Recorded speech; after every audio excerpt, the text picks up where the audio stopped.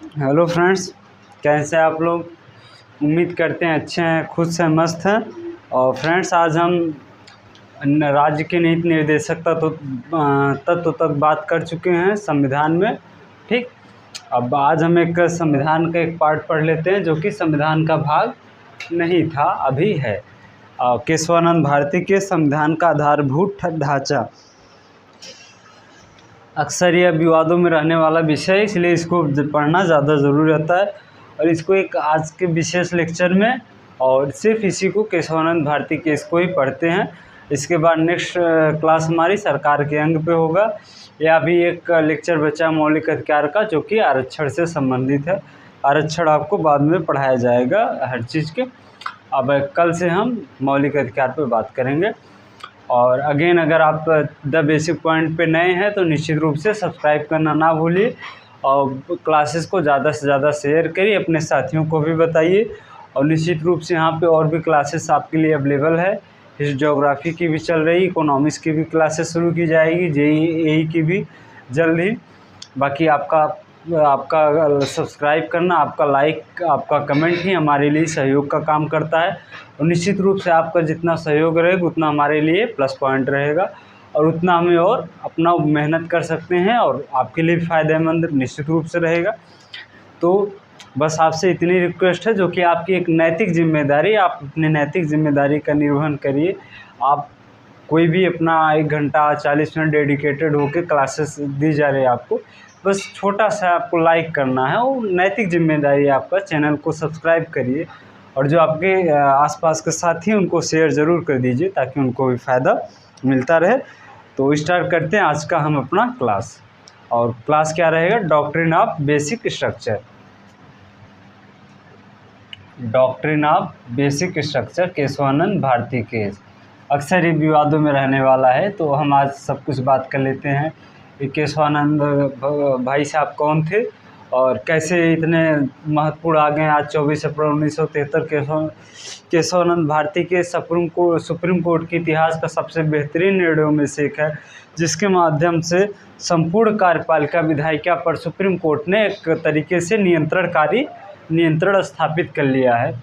और इसीलिए supreme court अपना विभिन्न निर्णय समय समय पर बदलता रहता है। जैसे IPC 377 होमोसेक्सुअलिटी पर भी डिसीजन बदला गया है, लेकिन इस पर कभी नहीं, चूँकि कार्यपालिका और विधायिका, खास करके विधायिका पे, ठीक, कार्यपालिका से कोई मतलब है नहीं, कानून बनाने की कार्य विधायिका का रहता है। इसलिए केशवानंद भारती केस के निर्णय से सुप्रीम कोर्ट ने विधायिका पे एक बहुत नियंत्रण अपना स्थापित कर लिया है। ठीक है, डॉक्ट्रिन ऑफ बेसिक स्ट्रक्चर, इसको संविधान का आधारभूत ढांचा के नाम से जानते हैं, या संविधान का आधारभूत ढांचा, या आधारभूत ढांचा का सिद्धांत,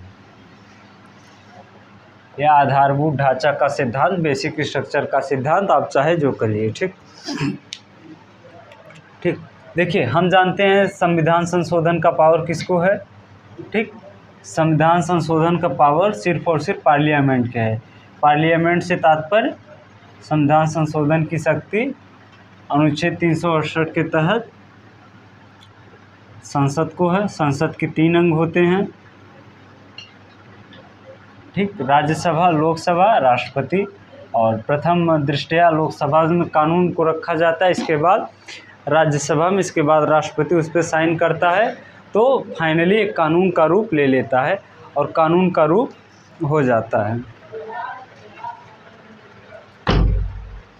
ठीक, इसके बाद वो कानून का रूप ले लेता है और फिर आगे बढ़ते हैं। और आर्टिकल 13 है। आर्टिकल 13 क्या है? आर्टिकल 13 को हमने विस्तृत रूप से पढ़ाई है कि राज्य जो भी विधि बनाती है, अगर वो फंडामेंटल राइट का असंगत है या फंडामेंटल राइट का अतिक्रमण कर रही, तो विधि शून्य हो जाएगी। ठीक है, तो संसद द्वारा बनाई गई विधि, संसद द्वारा बनाई गई विधि यदि फंडामेंटल राइट का अतिक्रमण करे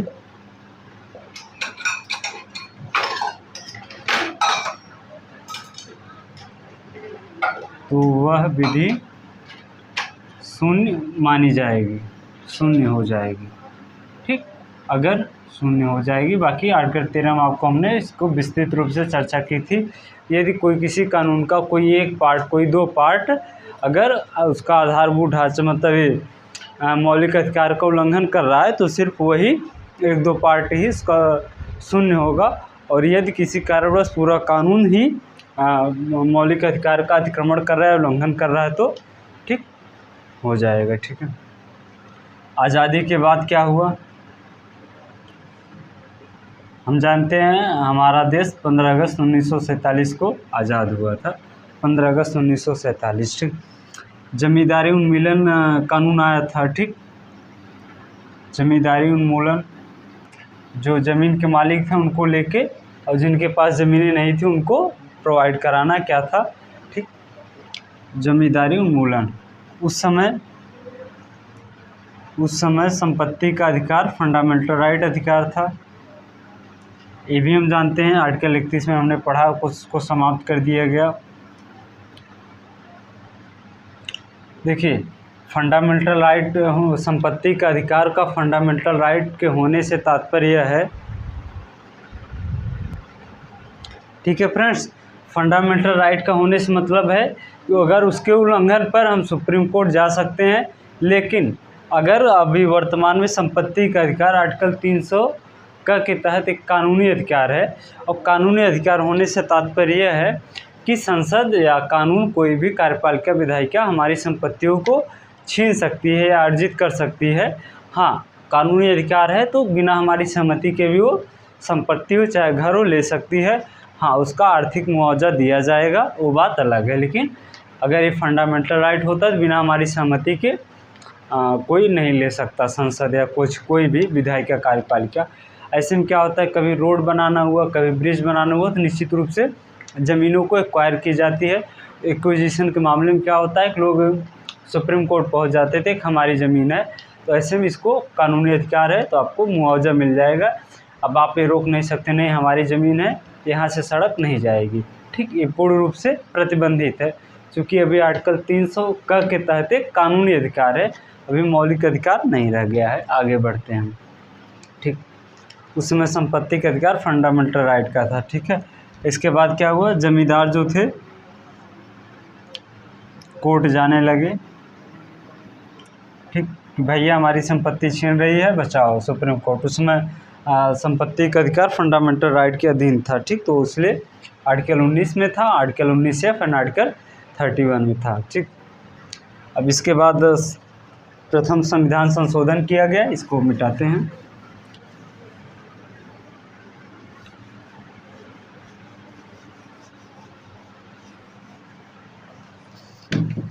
प्रथम संविधान संशोधन,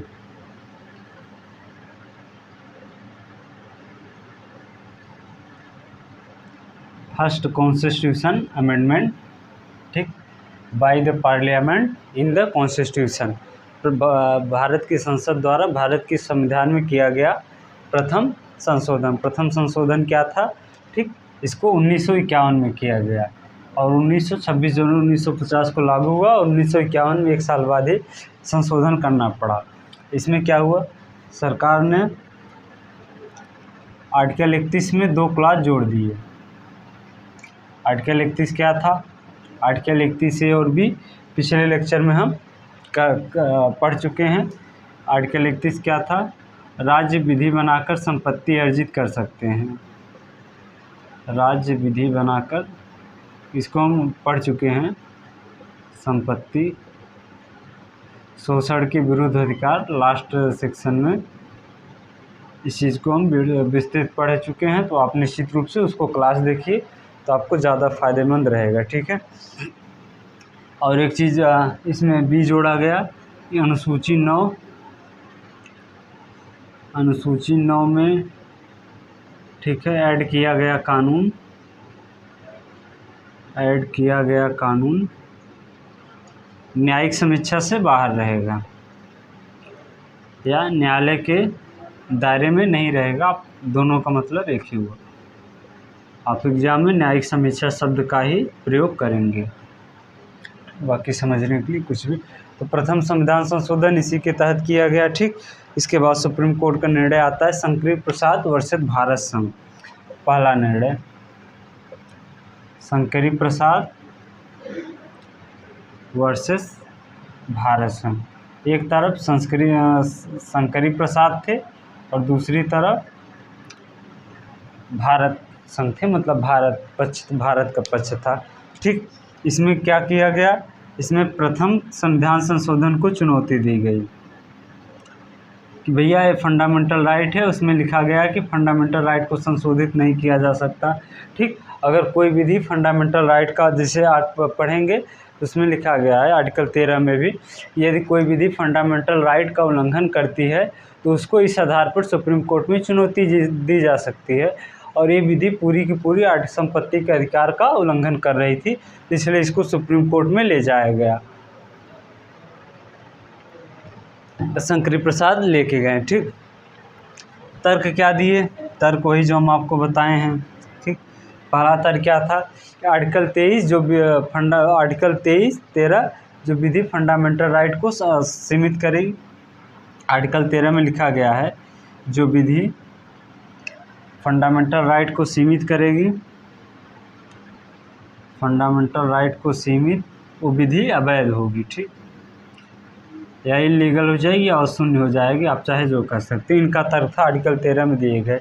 ठीक, और ये है कि संसद आर्टिकल 368 के तहत कॉन्स्टिट्यूशन अधिनियम संशोधित करती है। ठीक, मेन तर्क यही था कि आर्टिकल 13 जो था वो विधि के तहत सीमित करती है तो शून्य हो जाती है। सुप्रीम कोर्ट ने इसको नहीं सुना। ठीक, अब सुप्रीम कोर्ट का निर्णय देख लेते हैं। आर्टिकल 13 में इस चीज़ हम पढ़ चुके हैं। सुप्रीम कोर्ट का निर्णय देखिए, कानून अपनी जगह है, लेकिन उस समय क्या था कि अगर सामाजिक विषमता को दूर करना है तो एक निश्चित रूप से ये कानून संपत्ति अर्जन वाला संपत्ति के अधिकार को एक मौलिक अधिकार नहीं दिया जा सकता, इसलिए सुप्रीम कोर्ट ने इस चीज़ को दिया। ठीक, सुप्रीम कोर्ट का निर्णय क्या आया कि जो अनुच्छेद 368 है, ठीक है, संशोधन एक्ट आर्टिकल 13 के अधीन नहीं आएगा। ठीक, आर्टिकल 368, ठीक, संशोधन एक्ट आर्टिकल 13 के बाहर, आर्टिकल 13 के अधीन नहीं आएगा। इसका मतलब संसद संविधान संशोधन कर सकती थी। ठीक, सुप्रीम कोर्ट ने भी उस समय संसद का सपोर्ट किया। और एक चीज़ ये देखिए, उस समय प्राइम मिनिस्टर कौन है, प्राइम मिनिस्टर जवाहरलाल नेहरू है, और जितने भी नेता हैं वो सब बड़े पहुँचे हुए हैं, मतलब एक भारत की आज़ादी में उनकी एक निर्वाहक भूमिका रही है। ठीक है, एक निर्णायक भूमिका रही है, तो ऐसे में उनके खिलाफ नहीं जाया जा सकता। और भारत के एक प्रचलित सिस्टम है कि अगर सरकार, मतलब विधायिका मजबूत होती है तो सुप्रीम कोर्ट निश्चित रूप से उसकी पावर निम्न हो जाती है, और अगर विधायिका कमज़ोर है, जैसे कि जो गठबंधन सरकारों के दौर में, निश्चित रूप से न्यायपालिका की शक्ति उस समय बढ़ जाती है। न्यायपालिका की शक्ति बढ़ेगी तो विधायिका की कम होगी, विधायिका की शक्ति बढ़ेगी तो न्यायपालिका की कम होगी, यही कर्व चलता रहता है, यही, ठीक है, ग्राफ चलता रहता है। अब सुप्रीम कोर्ट का निर्णय आया कि भैया आर्टिकल 13 के अधीन नहीं आएगा। ठीक, ठीक, और इसमें यह था कि आर्टिकल 13 केवल साधारण अधिनियम पर लागू है, केवल साधारण एक्ट पर लागू है। अब किस बेस पर सुप्रीम कोर्ट कहता है वही जानते हैं। ठीक है, हमें बस निर्णय पढ़ना है, उनके निर्णय के पीछे लिए गए तर्क को नहीं। ठीक, उनका क्या तर्क है और उनको जो अच्छा लगता है वो करते हैं। ठीक है, अतः संसद फंडामेंटल राइट में संशोधन कर सकती है। ठीक, ये शंकरी प्रसाद भारत संघ में मामले में निर्णय आ गया। देखिए कैसे कैसे सुप्रीम कोर्ट का निर्णय पलटता रहता है, फिर लास्ट में आता है केशवानंद भारती केस, जहाँ से सब कुछ पलट जाता है। ठीक है, ठीक, अतः फर्स्ट कॉन्स्टिट्यूशन अमेंडमेंट, प्रथम संविधान संशोधन इज राइट, अतः प्रथम संविधान संशोधन सही है। अब इसके तहत हम आगे बढ़ते हैं, शंकरी प्रसाद के आगे वाले केस को पढ़ते हैं। ठीक है फ्रेंड्स, तो आगे बढ़ते हैं। नेक्स्ट केस है सज्जन सिंह बनाम राजस्थान सरकार या राजस्थान राज्य। सुप्रीम कोर्ट के विभिन्न निर्णयों को हम ऐसे पढ़ते चलेंगे टॉपिक वाइज, ठीक, ताकि इसको अलग से नहीं रहेगा और एक साथ सब कुछ क्लियर हो जाएगा। सज्जन सिंह वर्सेस राजस्थान सरकार। सज्जन सिंह राजस्थान राज्य, राजस्थान सरकार। ये कब हुआ? 1965 में। और पिटीशन याचिका सेम थी, इसलिए सुप्रीम कोर्ट के पूर्ण निर्णय को दोहराया गया। सुप्रीम कोर्ट, ठीक है, पहले के निर्णय को दोहराया। पहले के निर्णय, ठीक, पहले के कौन से निर्णय? वही शंकरी प्रसाद केस को दोहराया और कहा सही है।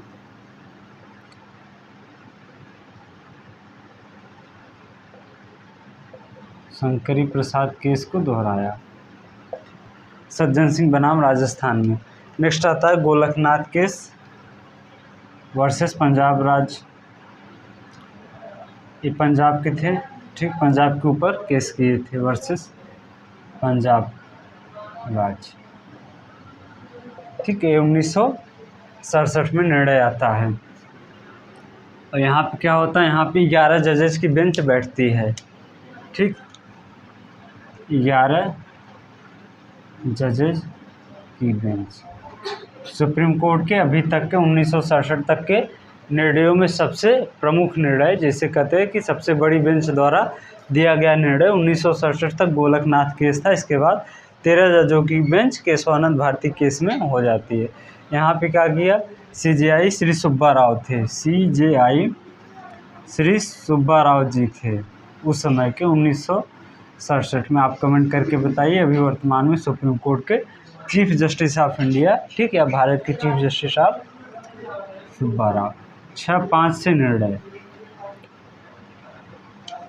देखिए, जैसे कि आप सुनते होंगे कि 11 जज बैठती है, या तो 13 जज बैठती है, या तो 7 जज रहते हैं, या तो 5 जज रहते हैं, या तो 3 जज रहते हैं, ठीक है। 1, 3, 5, 7, 9, 11 इस तरह रहता है ताकि बहुमत बन सके, ठीक है। जैसे 10 जजेस की बेंच कर दिए, पता चला 5 और 5 हो गए, 11 की है, तो यहाँ पे 6-5 के निर्णय से, ठीक है, कोई भी होगा, या तो 6-5 होगा, मतलब ताकि ज़्यादा बहुमत एक तरफ हो सके।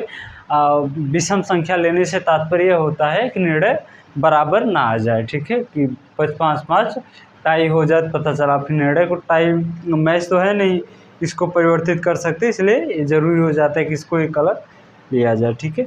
उसमें CJI कौन थे? सुब्बा राव थे। 6-5 से निर्णय देते हैं। शंकरी प्रसाद और सज्जन सिंह वाले निर्णय को पलट दिया गया। इसमें शंकरी प्रसाद और सज्जन सिंह मामले को पलट दिया।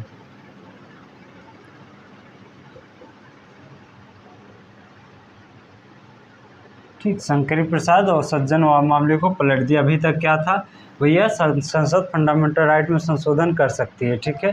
अब यहाँ से क्या किया गया कि जो आर्टिकल 368 के तहत संविधान संशोधन संसद करती है, तो वह भी आर्टिकल 13 के अधीन रहेगा। आर्टिकल 13 के अधीन होगा। आर्टिकल 13 के अधीन होने से तात्पर्य है संसद संविधान में संशोधन, फंडामेंटल राइट में संशोधन नहीं कर सकती है, ठीक है। अगर अधीन होगा और संसद ठीक, अतः संसद फंडामेंटल राइट में संशोधन नहीं कर सकती। अब ये बहुत बड़ा निर्णय था अभी तक, ठीक है, डायरेक्ट विधायिका के खिलाफ था, सरकार के खिलाफ, इसलिए बचने वाला तो था नहीं, इसलिए इसको पलटना ज़रूरी हो जाता है, ठीक है। फंडामेंटल राइट में संशोधन हेतु संविधान सभा आहुति करनी पड़ेगी, तो इसलिए कोई इसका मतलब है नहीं, ठीक है। और एक चीज़ और है, यह निर्णय भूतलक्षी नहीं है। भूतलक्षी नहीं है मतलब 1967 के पहले से किए गए संशोधनों पर यह लागू नहीं होता। यह निर्णय अब से जिस डेट से सुप्रीम कोर्ट का डिसीजन आया है वहाँ पे लागू होगा। तो आगे हम बढ़ते हैं। ठीक है फ्रेंड्स, तो गोलकनाथ केस पंजाब राज्यवर्ष में सुप्रीम कोर्ट का यह निर्णय आ गया। अब इस समय पीएम कौन है? इसमें पीएम है इंदिरा गांधी। तो इंदिरा गांधी से डाइजेस्ट नहीं होता है सुप्रीम कोर्ट हमारे विपरीत निर्णय कैसे दे सकते हैं। ठीक, जब हमने आपसे बात किया कि अगर हमारे यहाँ न्यायपालिका और विधायिका में खास करके इस बात की कंट्रोवर्सी हमेशा से रहती है कि अगर विधायिका की शक्ति बढ़ती है तो न्यायपालिका की शक्ति कम होती है, न्यायपालिका की शक्ति बढ़ती है तो विधायिका की कम होती है। दोनों एक दूसरे पे बिल्कुल एक तरीके से कंट्रोल करना चाहते हैं, नियंत्रण स्थापित करना चाहते हैं। इसीलिए प्रतिद्वंद्वता में हमेशा कहीं न कहीं एक विवाद की स्थिति बनी रहती है, जबकि ऐसा होता है, ठीक है, लेकिन विवाद बाहर नहीं आ पाता है। जैसे अभी प्रधानमंत्री नरेंद्र मोदी ने एनजेक लाया था, ठीक है, नेशनल जुडिशरी अपॉइंटमेंट, ठीक है, कमीशन एनजेक, उसको सुप्रीम कोर्ट ने स्वतः संज्ञान लेते हुए रद्द किया। कहा भैया इस कानून को हम मानते ही नहीं। और एक चीज़ है, सुप्रीम कोर्ट को बस इतना कहना है भैया इस कानून को हम नहीं मानते, ये रद्द हो जाता है। अब तो और आसान है, डायरेक्ट सुप्रीम कोर्ट कह दे कोई भी कानून को लेके भैया ये आधारभूत ढांचा के विरुद्ध है, इसके बाद वो कानून पूर्ण रूप से बेकार हो जाता है, धरा का धरा रह जाता है। चाहे लोकसभा पारित करे, चाहे राज्यसभा, चाहे विधानसभा, कुछ भी हो, कहीं का भी कानून हो। ठीक, अब इसके बाद क्या होता है, ठीक है, इंदिरा गांधी की सरकार है तो इंदिरा गांधी से डाइजेस्ट नहीं होता है तो इसको 24th कॉन्स्टिट्यूशन अमेंडमेंट करती हैं। अमेंडमेंट कब किया गया? 1971 में, ठीक, 1967 में निर्णय के बाद, ठीक है, बहुमत की सरकार थी यहाँ की इंदिरा गांधी, ठीक है। और यहाँ आर्टिकल 368 में बढ़ाया गया मामला। आर्टिकल 368 में क्या बढ़ाया, ठीक है, यही बढ़ाया कि संसद संविधान के किसी भी भाग में संशोधन कर सकती है। संसद संविधान संशोधन करके इस चीज़ को आर्टिकल में ही लिख दिया, संविधान के किसी भी भाग में संशोधन कर सकती है। यहीं से मामला और बिगड़ता चला जाता है। किसी भी भाग में संशोधन, किसी भी भाग से मतलब मौलिक अधिकार में तो ऑटोमेटिक आ गया।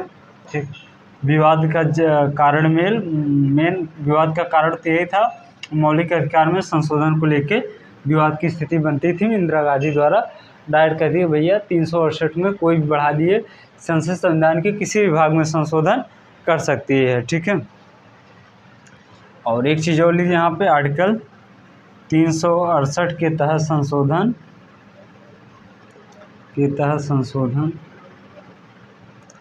पर आर्टिकल 13 लागू नहीं होगा। ज़्यादातर विवाद आर्टिकल 13 और 63 का ही था, 368 और 13 का था यहाँ से। ठीक,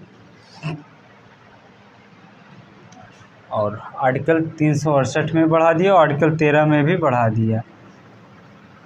आर्टिकल 13 में बढ़ाया, आर्टिकल 13 में क्या लिख दिया गया, आर्टिकल 13 में लिख दिया गया कि आर्टिकल 13 के अधीन आर्टिकल 367 संशोधन एक्ट नहीं आएगा। ठीक, आर्टिकल 13 के अधीन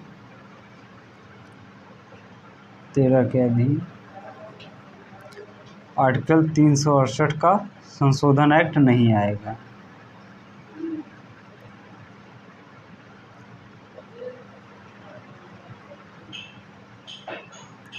इसके बाद 9वीं अनुसूची में धड़ल्ले कानून बहुत तेज़ी से बनने लगे। ठीक, और इसके बाद कहीं न कहीं इमरजेंसी का भी युग हो जाता है। ठीक, और कानूनों का सारा उल्लंघन होता है लेकिन सुप्रीम कोर्ट कुछ कर नहीं पाता है। ठीक है, इसके बाद संविधान संशोधन न करके सुप्रीम कोर्ट का महत्वपूर्ण निर्णय आता है। ठीक है फ्रेंड्स, तो आगे बढ़ते हैं। यहाँ से आता हूँ केशवानंद भारती के 1973 में इसका निर्णय आ जाता है। और निर्णय के बाद फिर इंदिरा गांधी को फिर एक झटका लगता है, और एक झटका लगने के बाद उन्होंने फिर 12 जून 1975 को इलाहाबाद हाई कोर्ट द्वारा निर्णय दिया जाता है वो एक चुनाव भ्रष्ट तरीके से उन लोकसभा मेंबर बनी है, मतलब उनको पीएम पद से इस्तीफा देना पड़ेगा। तो ऐसे में तो इमरजेंसी की नींव की बुनियाद शुरू होती है। अब किसी लेक्चर में हम इमरजेंसी पे भी डिटेल में बात करेंगे, क्या वजह थी, वाकई में लंबा क्लास लेके अभी हम यहाँ से हो गया, या आप इसको स्क्रीनशॉट ले सकते हैं। फिर हम आगे बढ़ते हैं केशवानंद भारती केस। ठीक,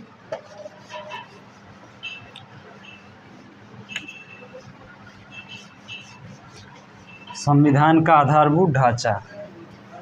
ठीक है, सुप्रीम कोर्ट का एक बेहतरीन निर्णय है। अपने सुप्रीम कोर्ट को भी अपना एक तरीके से कह सकते हैं कि शक्तियाँ जो धीरे धीरे वापस जा रही थी, चूँकि इंदिरा गांधी जैसे भाई निश्चित रूप से वो कुछ किसी अपने आगे किसी को नहीं समझती थी। ठीक, उनको ठीक है, इसलिए अब सुप्रीम कोर्ट का भी अपना पावर था भाई, न्यायपालिका के सर्वोच्च पदों पे बैठते हुए। तो ऐसे में दोनों में विवाद बढ़ने की संभावना। ठीक, केशवानंद भारती केस वर्सेस केरल राज्य।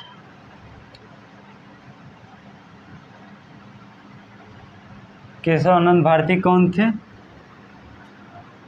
केशवानंद भारती एक मठाधीश थे, उनकी मठ की ज़मीन ले ली गई थी।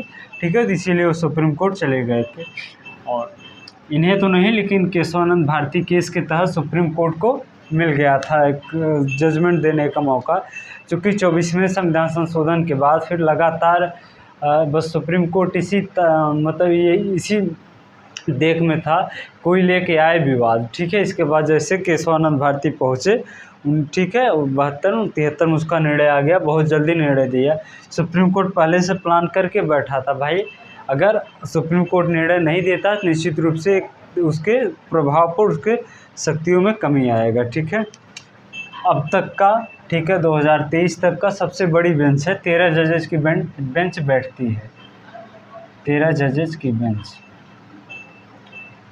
ठीक, 13 जजेस की बेंच बैठती है। और ठीक है, इसको लिख लीजिए, अब तक की सबसे बड़ी बेंच, अब तक की सबसे बड़ी बेंच।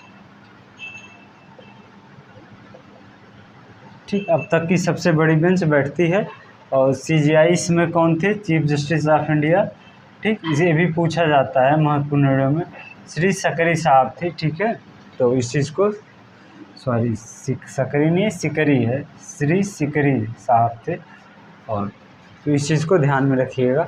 ठीक, निर्णय कब आता है? निर्णय तो ठीक 24 अप्रैल 1973 को। ठीक, 24 अप्रैल 1973 को यहाँ पे निर्णय क्या आता है?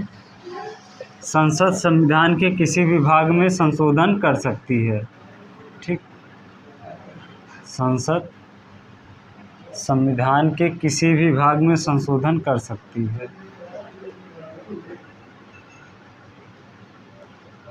ठीक है फ्रेंड्स, यहाँ पे निर्णय आता है संसद संविधान के किसी भी भाग में संशोधन कर सकती है, मौलिक अधिकार से लेके, ठीक है, समस्त ज़्यादातर विवाद मौलिक अधिकार से संबंधित विषयों पर ही रहता है। ठीक है, संशोधन विधेयक आर्टिकल 13 के अधीन नहीं आएगा। संशोधन विधेयक आर्टिकल 13 के अधीन नहीं आएगा।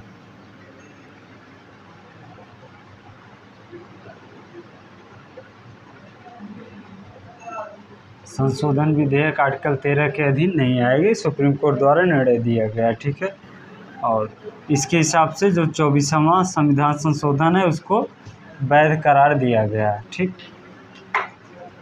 आगे अब जो आगे बात लिखता है वो महत्वपूर्ण हो जाता है। ठीक, 24वां संविधान संशोधन को वैध कर दिया गया। ठीक है, लेकिन यहाँ पे एक शब्द जोड़ा जाता है, एक वाक्य लेकिन। ठीक है, संसद संविधान संशोधन द्वारा, संसद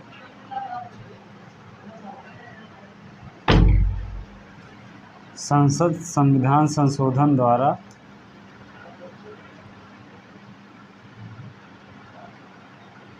ऐसा कोई संशोधन नहीं कर सकती जिससे संविधान के आधारभूत ढांचा में परिवर्तन हो। ठीक है, संविधान के आधारभूत ढांचा में परिवर्तन,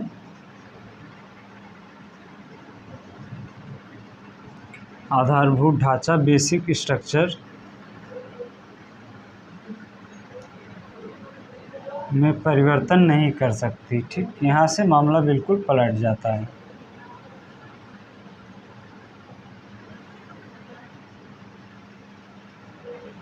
ठीक, यहाँ से पलट जाता है।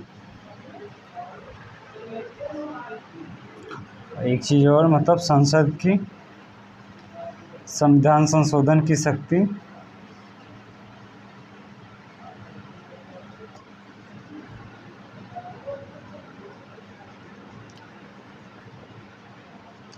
असीमित नहीं।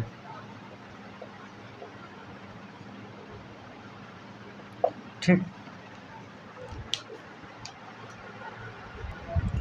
ठीक है फ्रेंड्स, यहाँ से केशवानंद भारती केस आता है। देखिए, आधारभूत ढांचा से मतलब एक चीज़ आप समझिए, जैसे मान लीजिए आपने एक मकान मालिक के यहाँ, किसी के यहाँ आप किराए पर रह रहे हैं, तो मकान मालिक ने कहा भैया ठीक है, आपने रूम लेने गए, उन्होंने कहा सब कुछ ठीक है, आप रहिए, बस हाँ ये है कि रूम में कोई परिवर्तन ना करिए, रूम का जो ढांचा है उसको परिवर्तन नहीं होना चाहिए। आपने पूछा भैया ये रूम का ढांचा मतलब क्या क्या परिवर्तन नहीं कर सकते? उन्होंने कहा ठीक है, हम समय समय पे बताते रहेंगे आपको। आपने कल पेपर चिपकाया तो आपने बोला नहीं ये तो ढांचा, रूम के ढांचा का उल्लंघन है, नहीं कर सकते। कील गाड़ा, उसके लिए भी मना कर दिया। ठीक, किस लिए भैया? ढांचा का उल्लंघन है। सुप्रीम कोर्ट ने कहा भैया ठीक है, यहाँ पर जब निर्णय आया कि संसद संविधान संशोधन द्वारा संविधान के आधारभूत ढांचा में परिवर्तन नहीं कर सकती। लोगों ने पूछा भैया ये बताओ ठीक है, आधारभूत ढांचा क्या क्या है संविधान का? तो उन्होंने कहा भैया हम अभी नहीं, अब समय समय पर बताएंगे, जब आप कानून बना लेंगे तब हम बताएंगे आधारभूत ढांचा, और उसको निरस्त कर देंगे। ठीक, तो यही निर्णय आता है। ठीक ठीक, नोट करके लिख लीजिए। इसके तहत ये निर्णय होता है, संसद संविधान में ऐसा कोई संशोधन नहीं कर सकती, ऐसा कोई संशोधन नहीं कर सकती जिससे संविधान के आधारभूत ढांचा का उल्लंघन हो, जिससे संविधान के आधारभूत ढांचे का उल्लंघन हो।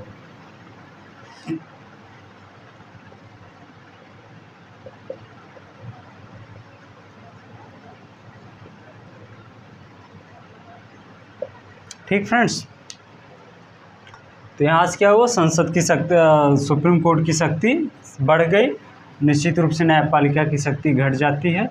तो अब हम आगे पढ़ते हैं।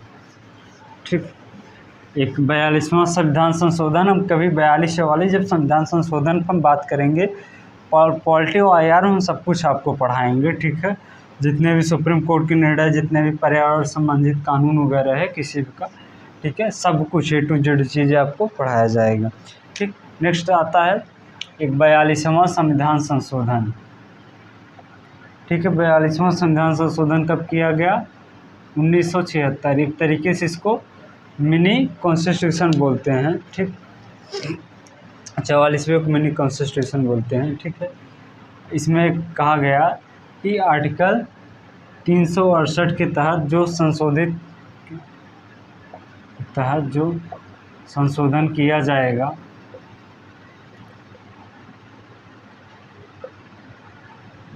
ठीक,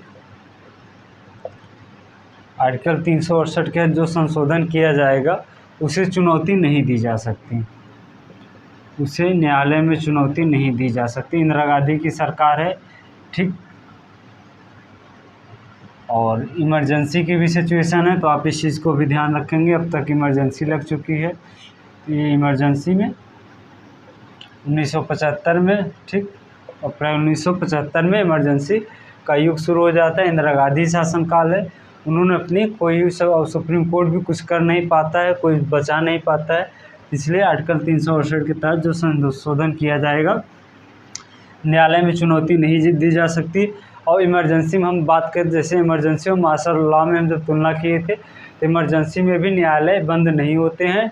ठीक, भले आपके वहाँ के व्यक्ति की स्वतंत्रता आर्टिकल 19 स्वतः निलंबित होती है, इसके बाद जो भी आर्टिकल होते हैं वो राष्ट्रपति की इच्छा शक्ति पर निर्भर करता है, वो एक या समस्त मूल अधिकार को एक आदेश जारी करके निलंबित कर सकते हैं या स्थगित कर सकते हैं, लेकिन आर्टिकल 19 स्वतः निलंबित हो जाता है आर्टिकल 368 के तहत, सॉरी इमरजेंसी 356 के लगने पर। ठीक, अब वो नेशनल अशांति के आधार पर लगता था, अभी वो सशस्त्र विद्रोह के आधार पर ही लग सकता है। ठीक, मतलब जब सभी लोग शस्त्र उठा लें, अस्त्र शस्त्र उठा लें, तब लग सकता है। ठीक, इसके बाद आता है Minerva mill case. Minerva mill case,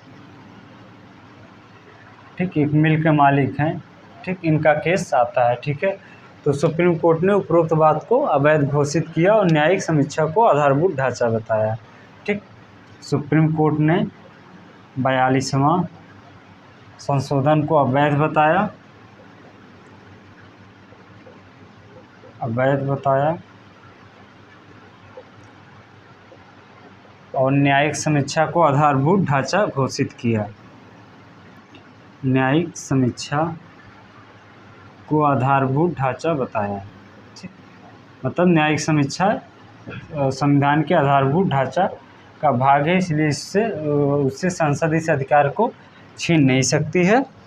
तो हम आगे थोड़ा पढ़ लेते हैं कि कौन कौन सी चीज़ें हैं जो इसके अंतर्गत आती हैं। मतलब कहने का मतलब ये है कि आधारभूत ढांचा के अंतर्गत क्या क्या आएगा, और सुप्रीम कोर्ट द्वारा समय समय पर इसको और बढ़ाया भी जाता रहता है। ठीक, तो आगे हम पढ़ते हैं। ठीक है, आधारभूत ढांचा।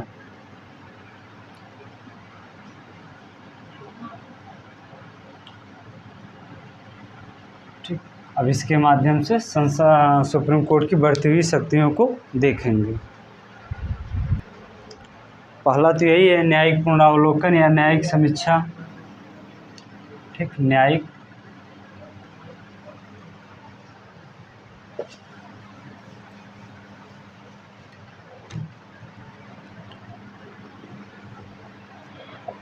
पुनरावलोकन, न्यायिक समीक्षा।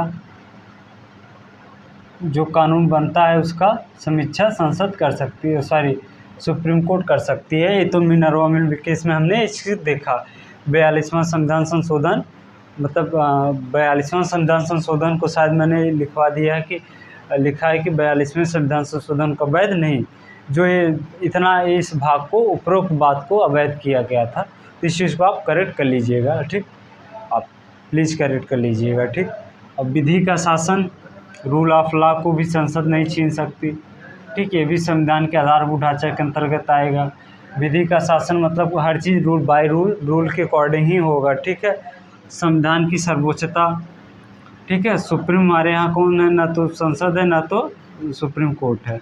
सुप्रीम कौन है? संविधान है। ठीक, संविधान में लिखी हुई बातों के अनुसार ही शासन प्रशासन न्याय हर चीज़ होता है। ठीक है, और लोकतंत्रात्मक गणराज्य ये भी चेंज नहीं किया जा सकता। नहीं अब कल को ठीक है संसद संविधान संशोधन पारित कर दे कि भारत एक लोकतंत्रात्मक गणराज्य नहीं, राजतंत्रात्मक शासन है, और एक ही व्यक्ति आजीवन प्राइम मिनिस्टर रहेगा। आजीवन से तात्पर्य है कि वो चुनाव नहीं लड़ना पड़ेगा, वो जिसकी इच्छा करे उसको पीएम के पद पर बैठा सकता है। तो ऐसा पॉसिबल नहीं है। ठीक है, ठीक है, नेक्स्ट है एकता अखंडता। ये भी संविधान के आधारभूत ढांचा का भाग है। तो अखंड भारत है, इसको तोड़ा नहीं जा सकता। ठीक, ठीक, नेक्स्ट है शक्तियों का पृथक्करण, जैसे कि 7वीं अनुसूची में है। ठीक है, ये जरूरी है। तो एक दूसरे की शक्तियाँ कोई छीन नहीं सकता। सब रूल ऑफ लॉ विधि के अकॉर्डिंग से संविधान संशोधन होगा। जो विधि विधायिका को है वो विधायिका को रहेगी, मतलब राज्य सरकार को, जो केंद्र को है वो केंद्र सरकार को रहेगी। इसको आप याद कर लेंगे कि जितनी चीज़ें हैं पूछा जा सकता है। ठीक है, और नेक्स्ट है संघात्मक सरकार। संघात्मक सरकार, एकात्मक सरकार क्या होता है, इस पर विस्तृत क्लास लिया गया है पहले या दूसरे लेक्चर में। एकात्मक संघात्मक सरकार, संघात्मक सरकार राज्य सरकार और केंद्र सरकार होती हैं। शक्तियों का बंटवारा होता है। ठीक है, न्यायपालिका होती हैं। सब चीज़ें आपको बताया गया है, तो उसको आप क्लासेस ज़रूर देखिए। संघात्मक सरकार। नेक्स्ट है पंथ निरपेक्षता। पंथ निरपेक्षता आर्टिकल 25 से 28 है। ठीक, धार्मिक स्वतंत्रता का अधिकार, वो सब चीज़ें हैं। अब पंथ निरपेक्षता से तात्पर्य है सेकुलर से, कि ठीक है हम ना तो किसी धर्म को बढ़ावा देंगे ना तो किसी धर्म को घटाने का प्रयास करेंगे। ठीक, ये है। और न्यायपालिका की स्वतंत्रता है। नेक्स्ट है न्यायपालिका की स्वतंत्रता। स्वतंत्र न्यायपालिका एक लोकतंत्र का अभिन्न, ठीक है, लोकतंत्र के लिए बहुत ज़रूरी चीज़ें हैं। स्वतंत्र न्यायपालिका का होना ही वही तो हमारे अधिकारों की रक्षा करता है। इसलिए उसके मतलब ये भी छीना नहीं जा सकता। न्यायपालिका की स्वतंत्रता संविधान के आधारभूत ढांचा का, इसलिए इसमें संशोधन नहीं किया जा सकता। कल्याणकारी राज्य की स्थापना, कल्याणकारी राज्य से तात्पर्य है जो वृद्धों को पेंशन दिया जाता है, छात्रों को स्कॉलरशिप दिया जाता है, ठीक, और कुछ दशाओं में काम वगैरह का कार्य रहता है, प्रसूति सहायता वगैरह दिया जाता है, ठीक, 1 राशन 1 कार्ड के तहत जो योजनाएं दी जाती हैं, मतलब नागरिकों के अधिकतम नागरिकों का अधिकतम कल्याण ही कल्याणकारी राज्य की अवधारणा है, इसलिए इसको छीना नहीं जा सकता। ये राज्य का सरकार का दायित्व रहेगा, कल्याणकारी राज्य, ठीक है। और नेक्स्ट है संसदीय प्रणाली। हमारे यहाँ संसदीय प्रणाली है, ठीक है, लोकसभा राज्यसभा, ये सब क्या है, ये भी संविधान के आधारभूत ढांचा के अंग, इसको बदला नहीं जा सकता। कल को सुप्रीम कोर्ट संसद एक्ट पारित कर दे, नहीं अब राज्यसभा नहीं होगा, सिर्फ लोकसभा होगा, ठीक है। ये संसदीय प्रणाली वो भी जो नियम के तहत होता है, ठीक है।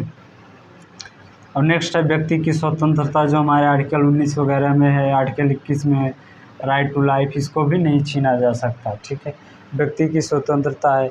और नेक्स्ट है निष्पक्ष चुनाव इत्यादि बहुत सारी चीज़ें हैं, तो ये सब इन सब चीज़ों का आप ध्यान में रखेंगे, ठीक है फ्रेंड्स। तो आज के लिए इतना ही। और ये न्यायपालिका की स्वतंत्रता से तात्पर्य न्यायपालिका हाई कोर्ट सुप्रीम कोर्ट की समस्त शक्तियाँ हैं, कल्याणकारी राज्य है। और ये व्यक्ति की स्वतंत्रता, इसमें निष्पक्ष समानता का अधिकार भी, ये सब चीज़ें आएगा, स्वतंत्रता समानता का भी अधिकार रहेगा। इन सब चीज़ों में संसद द्वारा संशोधन नहीं किया जा सकता। उम्मीद करते हैं फ्रेंड्स क्लासेस आपको अच्छी लगी होंगी। अच्छी लगी हैं तो आप कमेंट बॉक्स में ज़रूर बताएं आपको क्लासेस कैसा लगा, और इस चीज़ को ज़रूर से ज़रूर बताएं हमें। और आपके लिए आपका कमेंट करना, आपका लाइक करना हमारे लिए मोटिवेशन का काम करेगा। तो उम्मीद करते हैं फ्रेंड्स, बाकी नेक्स्ट क्लास से हम सरकार के अंग, विधायिका, कार्यपालिका, अध्यक्षात्मक, संस्थात्मक शासन प्रणाली पढ़ के फिर राष्ट्रपति पे बात करेंगे, ठीक फ्रेंड्स।